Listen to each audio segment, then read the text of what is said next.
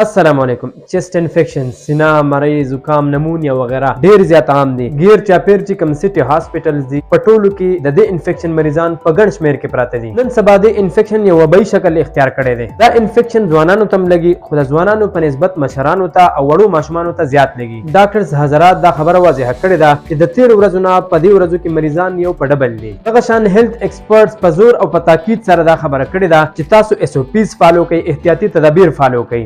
ولې چې د انفیکشن په تیزی سره روان دی. که تاسو دا فالو نه کړئ نو ډېر خلک به چې کوم دی د انفیکشن شکار شي. نو نن به زه په چیسټ انفیکشن باندې خبره کوم. دې نه پهله زه غواړم چې په کف، کانسي یعنې ډوخي باندې خبره وکړم. کف چې کوم دی زموږ د جسم خپل ریسپانس دی، کوم چې زموږ تروټ د بلغم او دغه شان د فارن پارټیکلز ډسټ وغیره نه خالي کوي.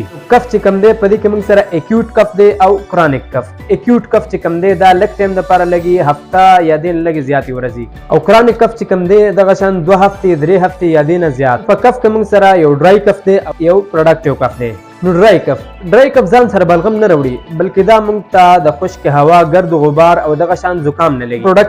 پروډکټیو کف یعنی بلغمي کانسي، کوم ته چې موږ بلغم والا ټوخی وایو، دا ځان سره بلغم راوړي ستا ریسپایریټري سیستم ته یعنی نظام تنفس ته. نو چیسټ انفیکشن چې کوم دی ستا په لور لارج ایروی یعنی ستا په لنګز او په برونکای باندې اثر کوي. لنګز او برونکای ګوره پهله خو دا خبره یاده کړئ، زموږ چې کوم واین پیپ دی، سا پې اخلو، هوا والا پیپ، کوم ته چې موږ ټریکیا وایو، هغه داسې راغلی دی او بیا په 2 حصو باندې تقسیم شوی دی. دغه 2 حصو ته چې کوم دی برونکای وایي، او چې کله موږ دا په پلورل فارم کې وایو نو دې ته موږ بیا برونکس وایو. دغه برونکس چې کوم دی مزید په وړو حصو د بوټي په شکل کې تقسیم شوی دی او دا بیا په لنګز کې یعنې په پیپړو کې خواره شوی دی. نمونیا او برونکایټس د چیسټ انفیکشن خاص اقسام دي.